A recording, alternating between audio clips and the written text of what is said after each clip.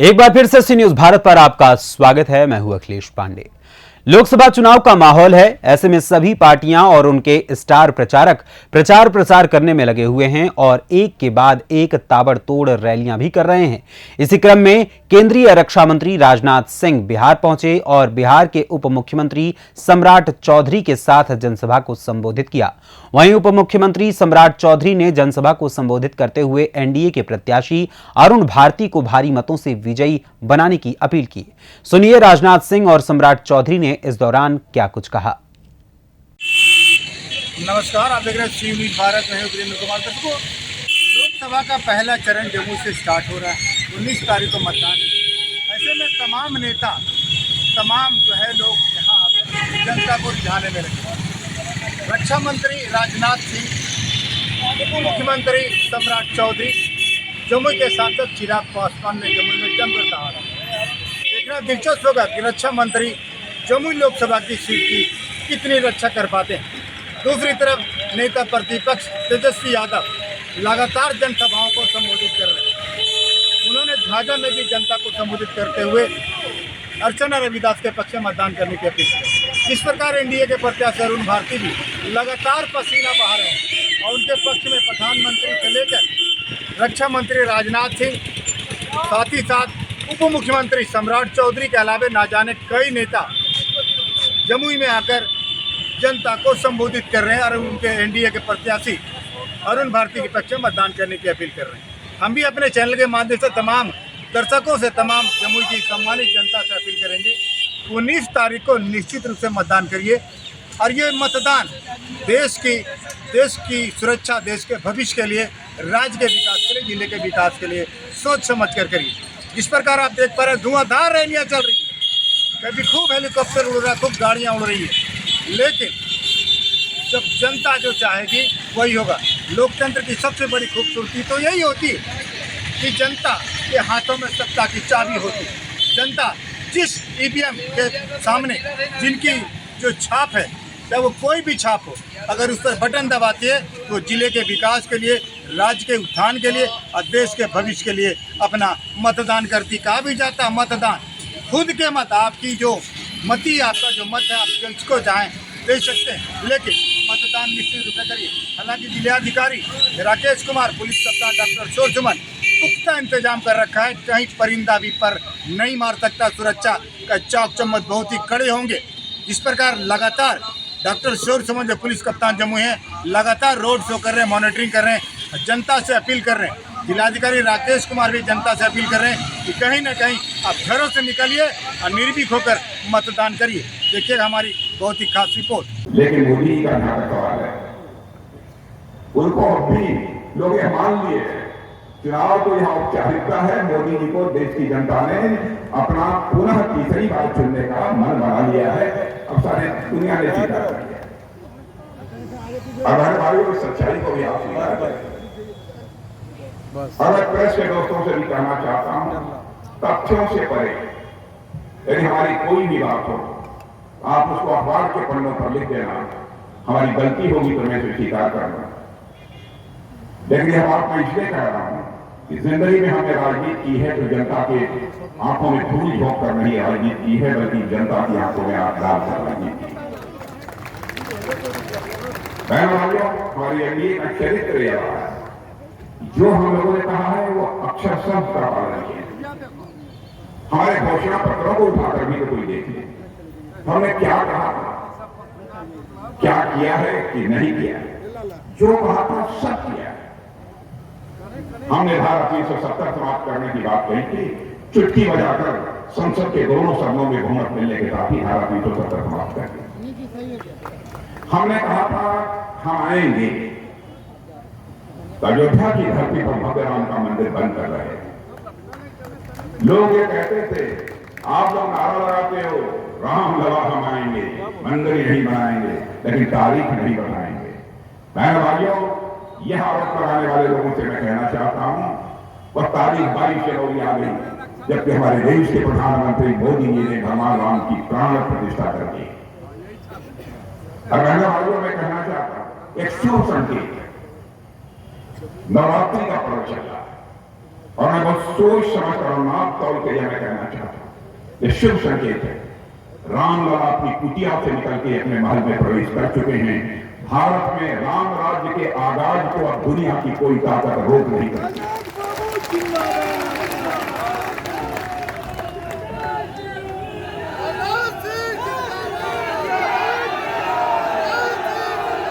और मेरे कहना राम राज्य किसे कहते हैं?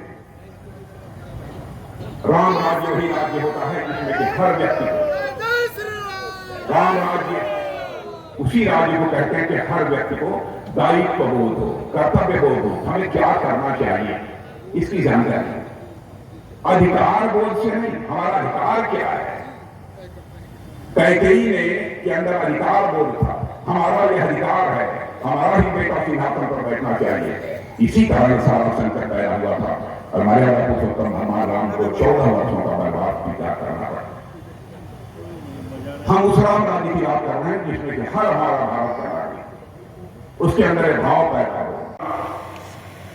इतना तो अरुण भारती के बारे में जिस नतीजे पर मैं पहुंचा मैं कह सकता हूं, अरुण भारती एक विनम्र है, एक शालीन व्यक्ति है और सांसद बनने के बाद प्रभावी तरीके से जैसे भी एक सेवक के रूप में भूमिका निभानी चाहिए, इस क्षेत्र की जनता के लिए सेवक की भूमिका निभाएंगे।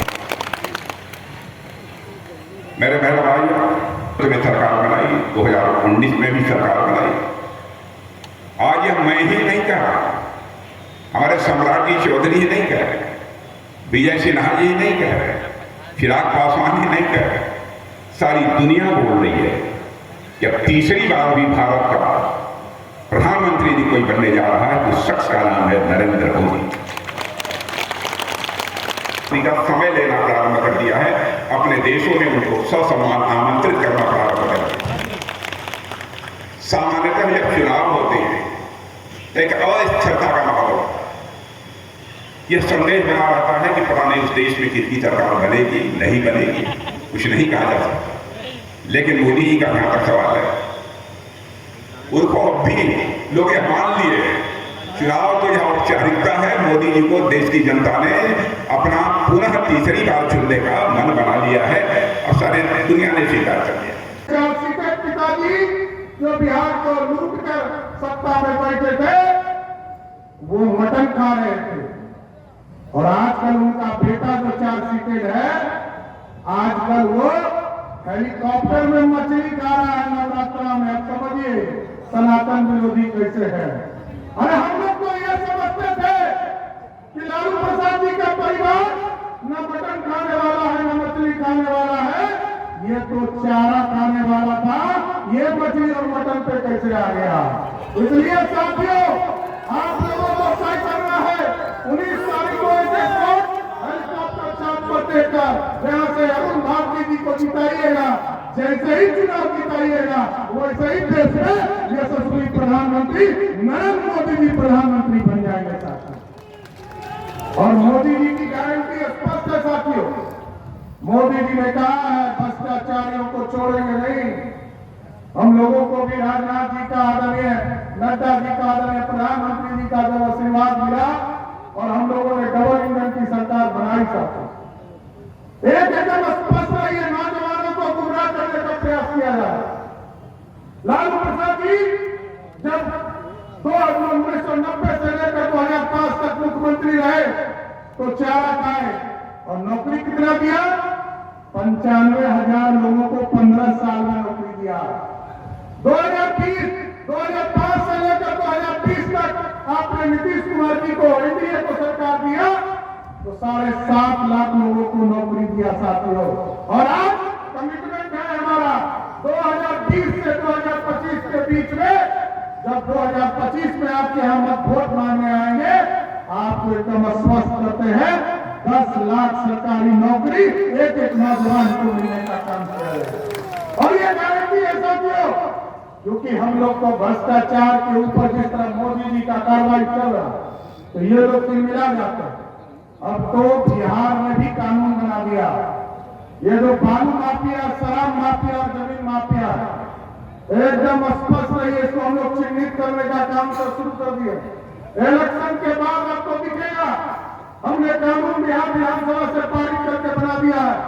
अब यहाँ स्पष्ट तौर पर दिखेगा, जिस तरह मोदी जी की गारंटी है कि भ्रष्टाचारी को जेल के अंदर जाना पड़ेगा, उसी तरह बिहार का कानून बालू माफिया, शराब माफिया, जमीन माफिया को स्पष्ट संदेश है, या तो उसको जम्मू के जेल में बंद होना पड़ेगा, नहीं तो बिहार छोड़कर भागना पड़ेगा। यह तरह स्पष्ट करना चाहते हैं।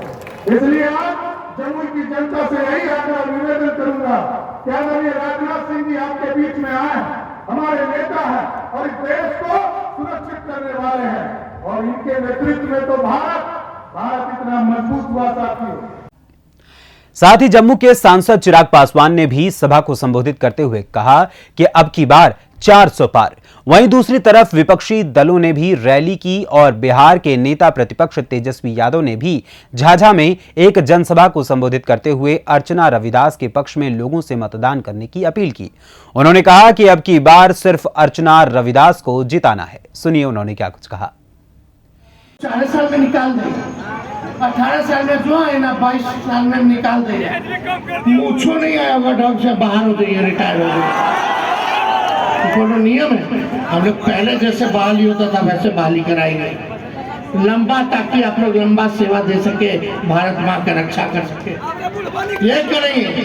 पता है कि नहीं अग्निवीर में क्या है? भारत माँ, तो उनको शहीद का दर्जा नहीं मिलेगा, उनको पेंशन नहीं मिलेगा।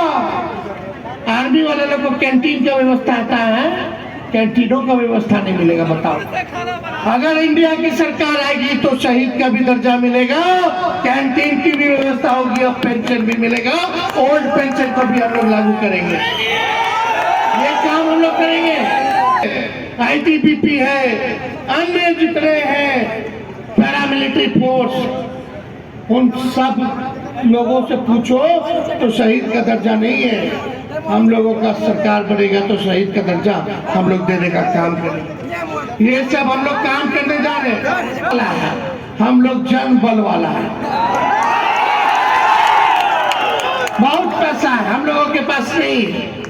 हम लोग चुनाव आपके बल पर लड़ते हैं और आपके बल पर जीतते हैं, बचना नहीं है।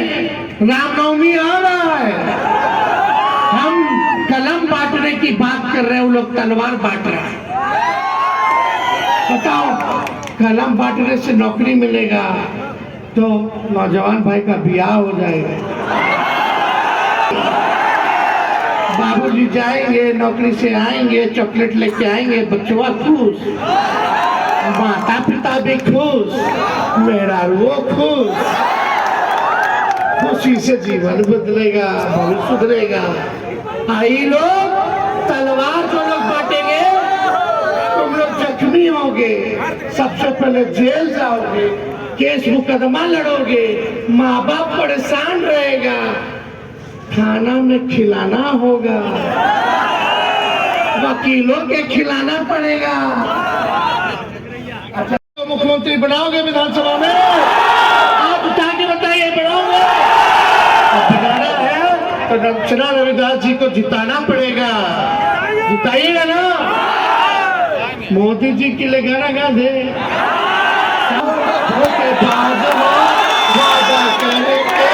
भूल जाते हो, रोज रोज मोदी जी तुम ऐसा करोगे, रोज रोज मोदी जी तुम झूठ बोलोगे, जनता जो रूठ गई तो हाथ मलोगे।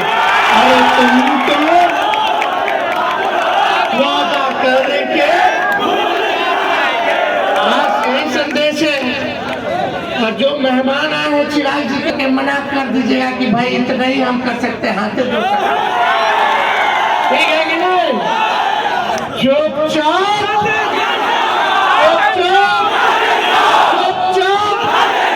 हम अर्चना जी को विजय का माला हाथ पे दे दी। बहुत बहुत धन्यवाद। जमुई बिहार से सी न्यूज संवाददाता बीरेंद्र की रिपोर्ट। फिलहाल इस खबर में बस इतना ही। देश और दुनिया की तमाम खबरों के लिए आप जुड़े रहें सी न्यूज भारत के साथ, और खबर आपके साथ, आपके हाथ।